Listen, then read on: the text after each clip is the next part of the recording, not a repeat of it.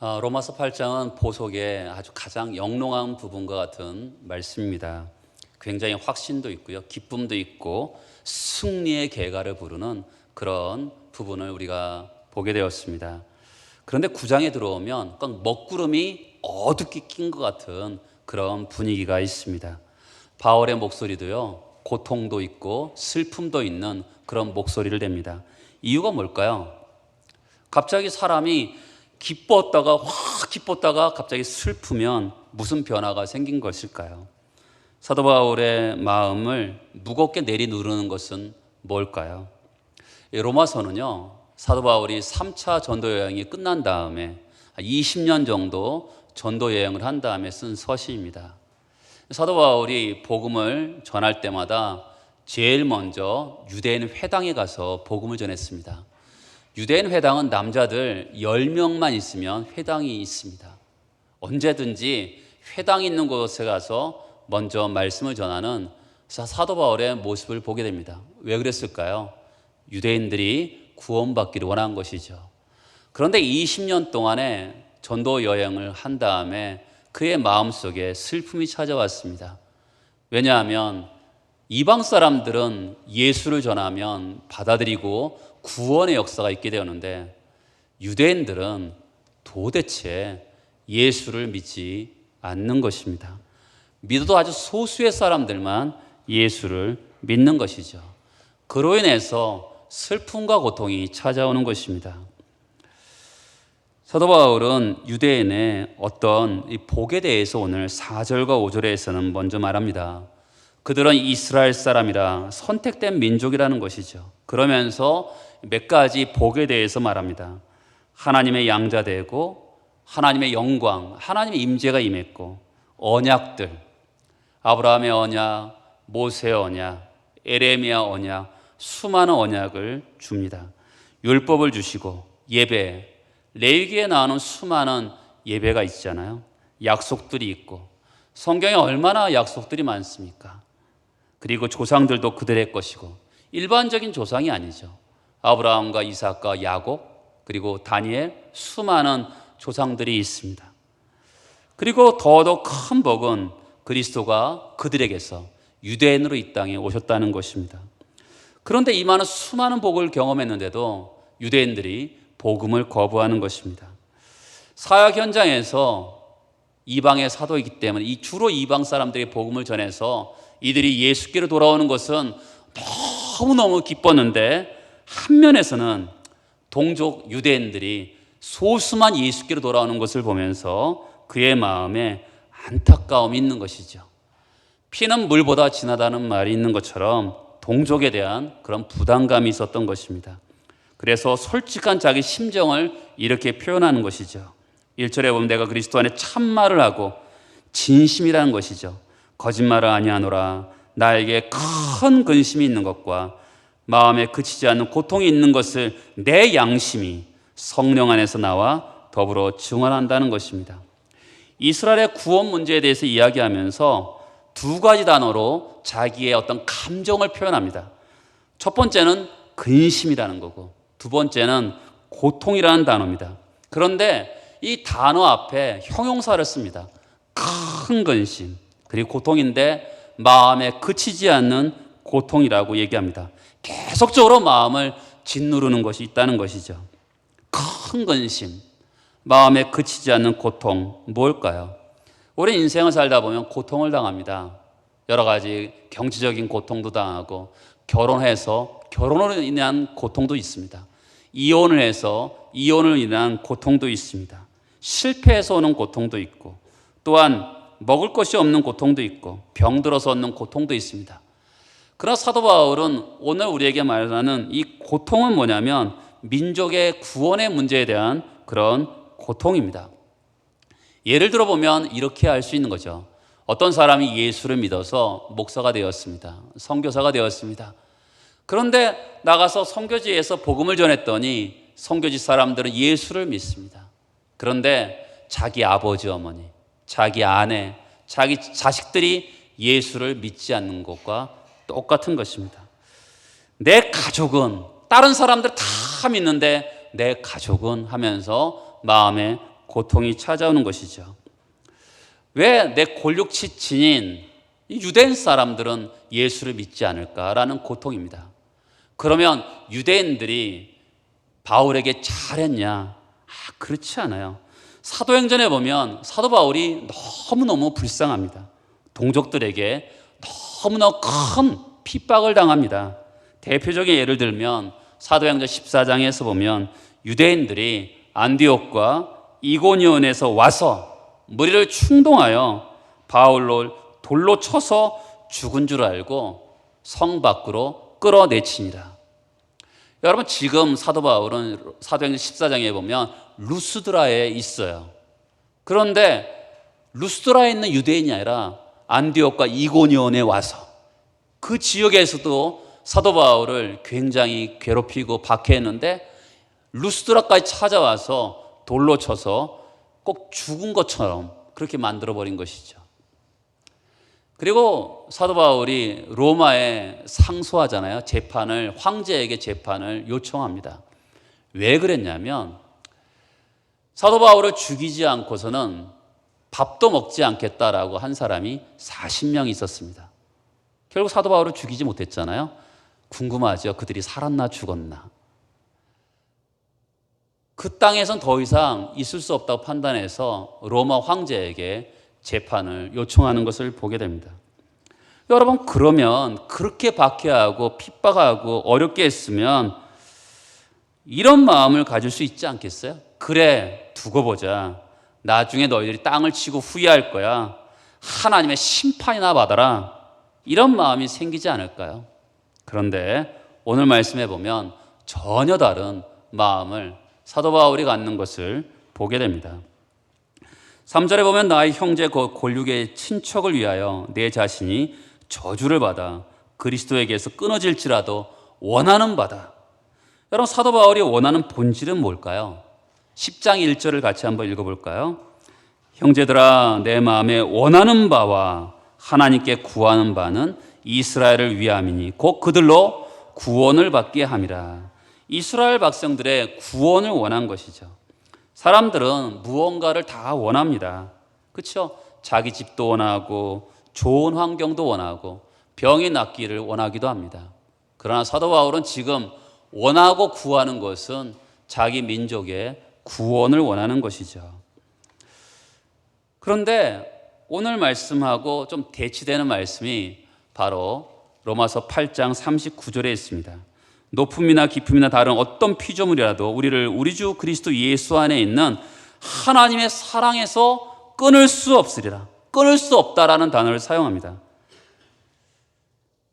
하나님의 사랑에서 어느 것도 아무것도 끊을 수 없다라고 강조하는데 정확히 같은 단어를 로마서 9장에 들어와서는 내가 사랑하는 형제들을 위해서, 내 이웃을 위해서, 내 민족의 구원을 받을 수만 있다면 바로 그리스도에게서 끊어지기도 원한다라는 거죠. 여러분, 끊어진다는 말을 쉽게 표현한다면 내가 지옥에 가겠다는 거예요. 형제 자매들을 구원하기 위해서 필요하다 그러면 내가 지옥에도 가겠다라는 거죠. 여러분, 우리가 그렇잖아요. 누구 너무너무 사랑하는 사람들이 있다면 내가 내 생명까지 줄 수 있어. 내가 가지고 있는 거 다 줄 수 있어. 이렇게 말을 합니다. 그러나 여러분, 만약에 여러분들이 누군가에게 생명을 준다 하더라도 우리는 어떻습니까? 언젠간 다 죽을 사람들이에요. 만약에 70에 죽을 사람이 50에 죽는다 하더라도 조금 일찍 가는 것뿐이지 정말로 대단한 거 준다고 표현할 수는 없어요. 사도 바울이 지금 자기가 지옥에 간다. 지옥이 뭡니까? 영원한 형벌입니다. 잠시 잠깐 있는 게 아니라 영원한 형벌입니다. 그렇다 하더라도 내가 지옥에 간다 하더라도 우리 민족이 구원 얻기를 원한다라는 거예요. 여러분, 이것은 정말로 가상적인 거죠. 사도 바울이 지옥 간다고 이스라엘 백성들이 구원받겠습니까? 그러나 사랑의 극치죠. 내가 정말로 사랑하는 사람들을 위해서 내가 지옥에 갈지언정 우리 민족이 구원받기를 원한다. 이런 정말 극단적인 표현을 하고 있는 것입니다. 어떤 목사님이 어느 성도에게 조금만 참아요. 그러면 가족들이 구원받을 수 있습니다. 도저히 못하겠다는 거죠. 왜냐하면 이분이 성격이 굉장히 쉽지 않았던 것 같아요. 이분이 은혜를 받아서 얌전해집니다. 주변 사람들이 이 정도로 얘기하는 거죠. 이리가 비둘기가 됐네 라고 할 만큼 성질이 대단했던 것 같아요. 근데 이분이 이리가 비둘기가 되니까 어떤 일이 발생하냐면 주변의 가족들이 다 예수 믿게 되었습니다. 여러분, 그 사람이 어떤 희생을 한 거죠. 그렇죠? 하나님의 은혜를 받아서 희생을 하니까 그분이 예수를 믿게 된 것이죠. 마찬가지죠. 사도 바울이 자기의 희생을 얘기하는 겁니다. 내가 지옥에 갈지언정. 그 말이 뭡니까? 사랑하는 거죠. 사랑하니까 내가 지옥에 가도 우리 민족이 구원받기를 원한다라는 거죠. 이런 모습은 구약의 출애굽기에도 이스라엘 공동체를 이끌었던 모세에게도 등장합니다. 출애굽기 32장에 보면 모세가 호렙산 시내산에 올라갑니다. 그때 모세가 보이지 않으니까 이스라엘 백성들이 우리를 이끌어갈 신을 만들어 달라고 부탁합니다. 아론이 금송아지를 만들어 주죠. 그때 하나님께서 호렙산에서 모세에게 이야기합니다. 이 백성은 목이 곧은 백성이로다. 우상인 섬기는 이 백성 내가 멸절하고 너와 내 후손을 번성하게 하여서 이 가나안 땅을 들어가게 해주마. 여러분, 우리 같으면 어떨까요? 아멘 할렐루야. 그럴 수도 있는 것이죠. 근데 모세는 그렇지 않습니다. 하나님 정말 그러실 것 같으면 주께서 기록한 책에 내 이름을 지워달라고 이야기합니다.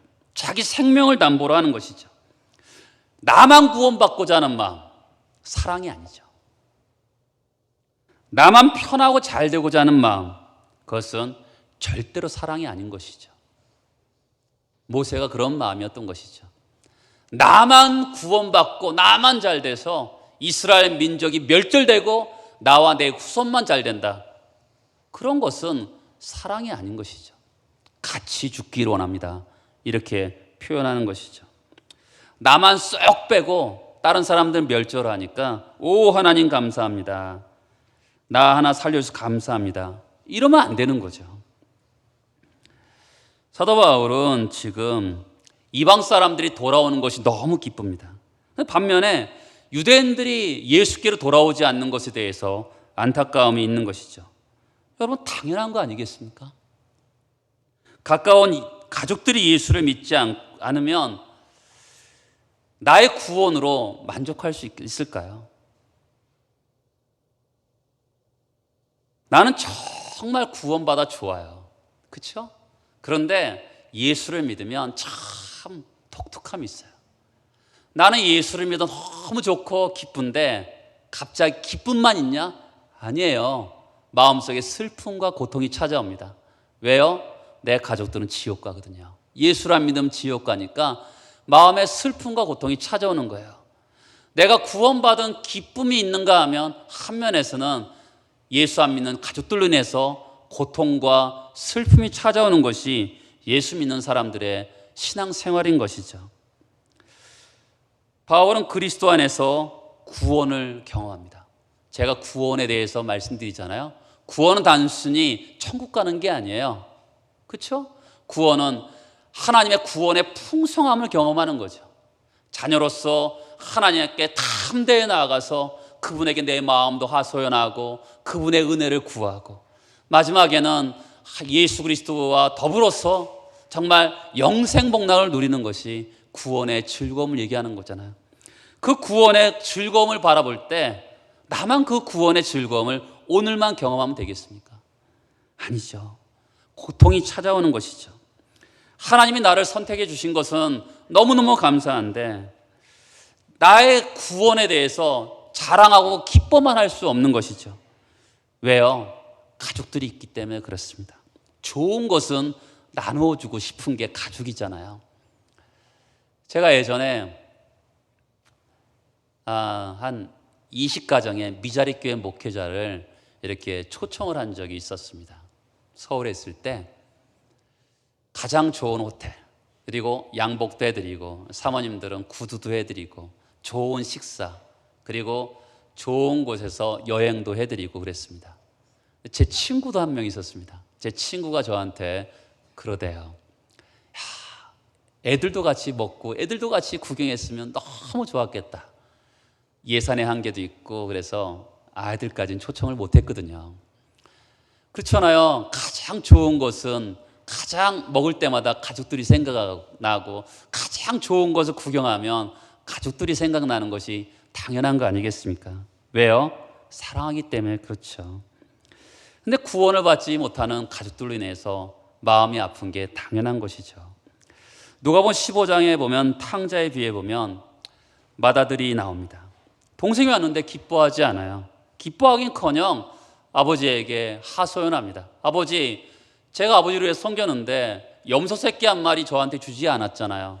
그런데 이 탕자인 동생에게는 송아지를 주는 게 말이 됩니까? 화를 냅니다. 여러분, 이것이야말로 가족 구원에 관심이 없는 모습이죠.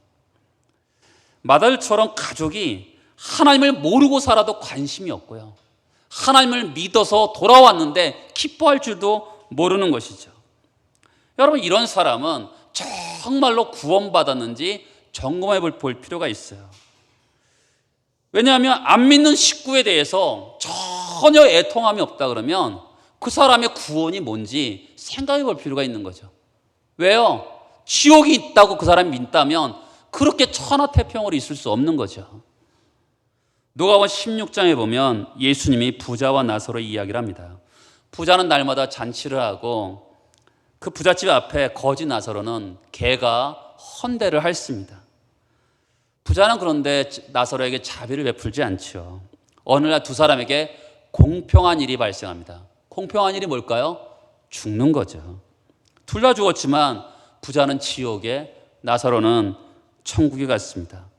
부자가 지옥에서 목이 타서 있을 때 천국에 나사로를 보게 됩니다. 아브라함의 품에 있는 나사로를 보게 되죠. 아브라함에게 부탁합니다. 나사로에게 손가락에 물을 찍어서 자기 혀를 적셔달라고 부탁하는데, 여러분, 그것을 해줄 수 없는 거죠. 지옥은 물 한 방울의 자비도 없는 곳입니다. 그 고통 속에서 이 부자가 갑자기 지상에 남아있는 5 형제를 떠오르게 됩니다. 각성하는 거죠. 야, 여기 오면 안 되겠다. 그래서 아브라함에게 부탁하죠. 나사로를 보내서 5 형제가 다시는 여기 오지 않도록 해달라고 부탁을 하는데 너무 때늦은 각성인 것이죠. 지상의 때는 이 땅에 있을 때 전혀 관심이 없었는데 지옥에서 관심이 갖기 시작했지만 이미 소용없는 것입니다. 사도 바울은 고린도전서 이렇게 얘기하죠. 만일 복음을 전하지 않으면 내게 화가 있을지어다. 복음을 전하지 않았을 때 내가 화가 있다라는 것은 바울의 이런 태도가 우리 가슴에 와 닿아야 되는 것입니다. 열왕기 7장에 보면 또 비슷한 내용이 나옵니다. 아람 군대가 이 사마리아를 둘러쌉니다. 그리고 죽을 지경이 돼요. 고립이 되니까, 옛날에 전쟁은 다 그렇게 했잖아요. 그리고 돌아가면서 자식을 삶아 먹습니다. 여러분, 성경에만 그렇게 나온 것이 아니라 이 세계 역사에 보면 어려움에 처할 때마다 자식을 이렇게 먹은 기록들이 생각보다 많습니다. 기근이 너무 심했어요. 그런데 하나님께서 이스라엘 백성들이 모르는 상황에서 아람 군대를 쫓겨냅니다. 4명의 나바용 환자가 여기에 있든 아람 군대가 가든 죽는 건 마찬가지다 라고 생각해서 아람 군대로 갔더니 이게 웬일입니까? 아람 군대 사람들 한 명도 없고 먹을 것과 황금 보화가 다 있는 거예요. 정신없이 먹다 보니까 그런 일이 옳지 않다고 느낀 것입니다. 오늘은 좋은 날인데, 아름다운 날인데 우리가 침묵하면 우리 위에 벌이 임할 것이다. 너무나 좋은 소식을 다른 사람들에게 알리지 않는다면 벌이 임할 것이라고 말합니다. 복음 안에서요, 구원 얻고 변화가 일어나는 사람일수록 이런 마음이 일어나는 것이죠. 고린도전서의 사도 바울의 마음이 이런 것이죠. 여러분, 사도 바울이 얼마나 간절합니까? 근데 종종 이런 분도 있죠. 괜찮아, 지금은 공부해, 나중에 교회 나가. 자녀들에게 또 잘 살다가 나중에 믿으면 돼. 이런 건 사랑이 아니죠. 자기 목숨이라도 내놓고자 했던 바울처럼 급박하고 절박한 마음으로 그들을 구원하는 것이 사랑인 것이죠. 왜 구원이 중요하죠? 따라서 해보시겠어요? 구원은 인생의 성공 여부를 결정하는 최종적인 기준이다. 돈 많이 벌면 뭐 하겠어요? 학벌이 좋으면 뭐 하겠습니까? 12명의 아들을 낳으면 뭐 하겠습니까? 구원이 없으면 다 망하는 거예요. 회복할 수 없어요. 한번 지옥에 가면 회복할 수 없습니다. 영원한 멸망입니다. 누군가의 인생에 성공했다고 말할 수 있는 최종적인 기준은 구원이죠. 구원이야말로 그 인생의 성공 여부를 결정하는 최종적인 기준입니다. 여러분, 이 세상에서 가난하면 어떻고 부자면 어떻습니까? 구원을 얻으면 그 인생은 성공한 인생인 것이죠. 구원은 하나님의 사랑을 입은 것입니다. 하나님의 사랑을 덧입으면 인생의 모든 문제가 그 사랑 안에서 해결되는 것을 경험하는 것입니다. 귀한 것을 나누는 것이 사랑이잖아요. 바울은 지금 느끼는 게 뭐예요? 왜 고통합니까? 사랑하기 때문에 고통하는 것이죠.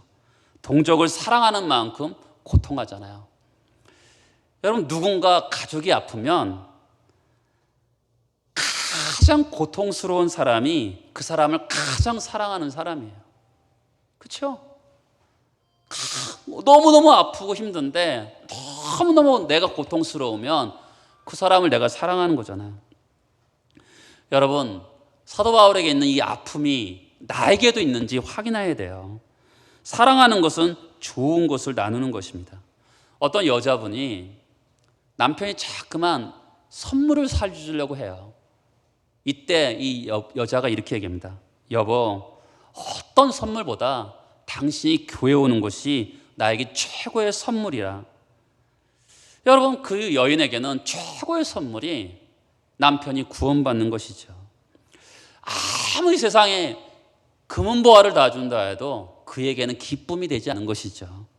어떤 분이 임종을 앞두고 찾아온 목사에게 자기가 죽어서 장례식을 치를 때 강력한 복음의 메시지를 전달해달라고 부탁을 합니다. 자기가 살아있을 때 그렇게 복음을 전했는데도 자녀들이, 친척들이 예수를 믿지 않았어요. 이 사람이 자신의 죽음 앞에서도 가족들의 구원을 챙기는 그 영혼에 대해서, 구원이 얼마나 중요한지 그는 인식하고 있었던 것이죠. 예수를 믿는 사람들에게 가장 강한 애착이 있다면 그것은 영혼 구원인 것입니다. 가까운 가족들에게 구원에 대해서 관심을 갖는 것은 당연한 것이죠. 여러분, 내 자신에 대해서 한번 돌아봐야 돼요. 내 주변의 사람들에 대해서, 가족들에 대해서, 친지에 대해서, 이웃들에 대해서 이런 영적인 부담이 있는가라는 돌아볼 필요가 있는 것이죠. 여러분, 그래서 우리의 신앙을 진단해 볼 수 있는 거죠. 어떤 선교사님은 다른 나라에 가서 복음을 전하는데 정작 자기 가족들은 예수를 믿지 않아요. 너무 괴롭죠. 물론 예수를 믿는 거 자기 힘으로 할 수 없죠. 그러나 그 부담은 떨쳐낼 수가 없는 거예요. 예수 그 사람이 믿기까지 그 고통은 늘 있는 것이죠. 가족이 전도가 안 되면 마음에 큰 눌림이 있는 겁니다. 저는 어렸을 때 제가 예수를 믿었는데 제가 처음 믿었습니다. 그 다음에 우리 가족들은 너무 쉽게 예수를 믿었어요, 사실은. 근데 제가 존경하는 어떤 목사님한테 제가 세미나를 들으면서 들었던 이야기인데 그 목사님은 아버지가 예수를 믿지 않고 돌아가셨어요.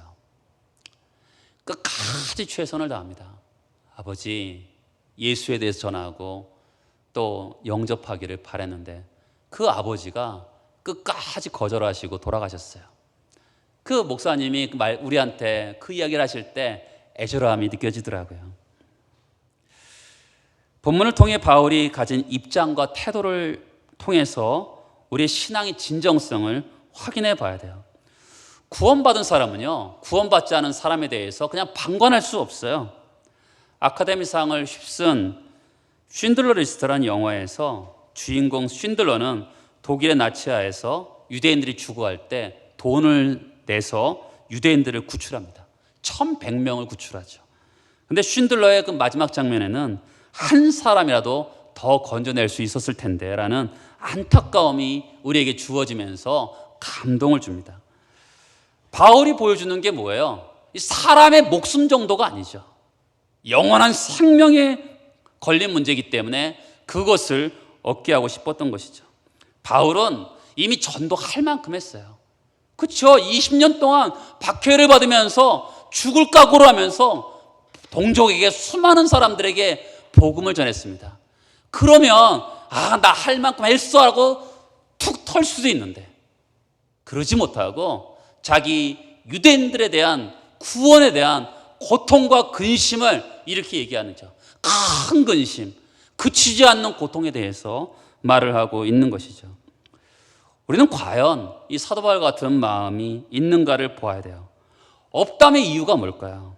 사랑하는 성도 여러분, 구원을 경험한 사람은 다른 사람의 구원에 대해서 절대로 무관심할 수가 없는 거예요. 구원의 귀중함을 알기 때문에 그렇죠. 자기는 구원받았는데 혹시 구원의 복음의 내용을 이해할 수 없어서 그럴 수도 있죠. 구원이 얼마나 풍성한지, 구원 바깥에서 그렇죠? 지옥이고 뿐만 아니라 거기에 저주가 있고 심판이 있는 것을 얼마나 무서운지 이해하지 못해서 그럴 수 있는 것이죠.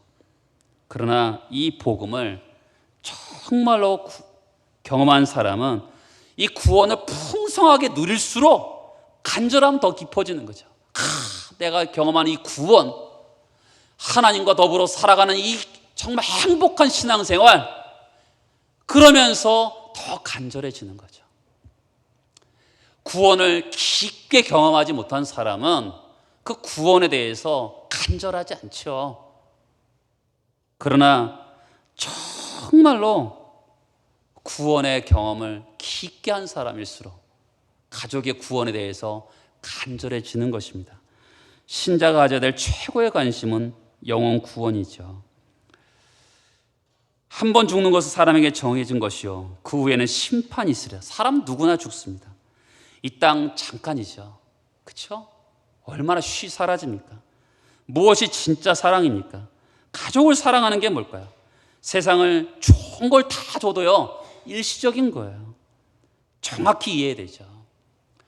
아무리 부유하게 산다 하더라도 그 영혼이 구원받지 못한다면 무슨 의미가 있겠어요? 종종 장례식 가서 이 사람이 이 세상에서 정말 귀한 거 정말 많이 이루었어. 이 사람 돈도 많어. 자녀들에게 유산도 많이 상속했어. So what? 무슨 의미가 있겠어요? 그 사람이 지옥 간다면 무슨 의미가 있겠습니까? 저는 장례식 중에서 제가 청년 시절에 제가 같이 있던 형의 아버지의 장례식을 간 적이 있어요. 그 형은 경제적으로 어려웠어요. 그런데 그 형이 그 장례식 때 저를 붙잡고 창섭아, 우리 아버지가 예수를 안 믿고 죽었어. 천국 갔을까? 이런 질문을 하는 거예요. 아직도 평생 잊지를 못하겠어요. 마음이 그때 얼마나 큰 충격인지. 그 형은 경제적으로 진짜 어려웠어. 우리 아버지가 돈도 하나도 안 남겼는데 이런 얘기 저한테 한마디도 안 했어요. 우리 아버지 지옥 갔으면 어떻게 하지? 그 음성이 아직도 들리는 것 같아요.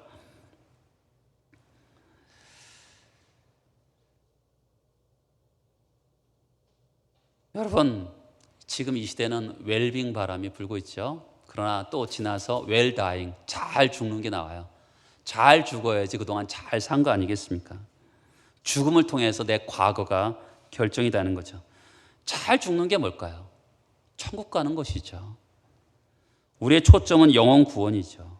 사람 볼 때 우리의 관점은 구원을 받았느냐라는 것입니다. 우리가 부모 사랑, 자식 사랑, 남편 사랑, 아내 사랑을 하는데 최상으로 줄 수 있는 사랑은요, 구원의 길을 알게 하고 영생의 삶을 확신하게 하고 천국을 준비하도록 하는 거죠. 그 가족을 사랑하기 때문에 그 가족을 위해서, 구원을 위해서 기도하고, 그치지 않는 그 고통이 있을 때 그치지 않는 고통이 있어야죠. 그렇죠? 그래야지 그 가족을 구원해 낼 수 있는 거 아니겠습니까? 그냥 내몰라라 하면 그 구원할 수 있겠어요? 끊임없이 큰 근심과 그치지 않는 고통이 있을 때, 그래야지 어떻게 해요? 금식을 하든지 정말 작정하고 기도하든지 해서 그 가족을 구원해 내는 것이죠. 우리 교회는 강릉의 복음화, 민족 복음화, 세계 복음화를 외치는 교회이죠. 사명이고 비전입니다. 그런데 가까운 가족에게 구원에 대해서 관심도 없으면서 세계 복음화를 외친다면 공허한 외침이죠. 가족의 구원에 관심이 없는 세계 선교는 사실 진정성이 없는 거죠. 진정으로 가족과 친척을 사랑한다면 구원을 얻는 일에 관심을 가져야 되는 것이죠. 영혼의 구원의 열정이 오늘 사도 바울의 말씀처럼 나에게 다가와야 되는 것이죠. 로마서 8장에 그리스도 예수 안에 있는 하나님의 사랑에서 절대 끊어질 수 없다고 말했던 사도 바울이 9장에 이르러서 내가 예수 그리스도께 끊어진다 하더라도 내 민족의 구원을 원하는 바다고 하는 것이죠. 여러분, 사도 바울에게 있었던 이 영혼의 열정 우리에게 있어야 됩니다. 가족과 친척과 이웃의 구원을 위해서 눈물을 흘려야 되죠. 여러분, 눈물에 대해서 이렇게 조사를 해보면 정말로 눈물이 흘릴 때마다 다 다르대요. 분석해보면 그 눈물의 성분이 다르대요. 구원의 열정을 위해서 그 눈물이 얼마나 다르겠습니까? 애를 쓰고 기도하고 거룩한 부담을 가지고 사랑을 베풀고 노력할 때 주께서 놀라운 열매를 허락해 주실 줄 믿습니다. 여러분, 물에 빠져 죽어가는 사람 얼마나 안타까워요. 그러나 멸망의 길로 가는 사람들은 더 안타까운 겁니다. 오늘 우리 안에 바울의 심정이 회복되어서 우리를 통하여 구원의 역사가 날마다 일어나는 우리가 되기를 축복합니다. 기도하시겠습니다.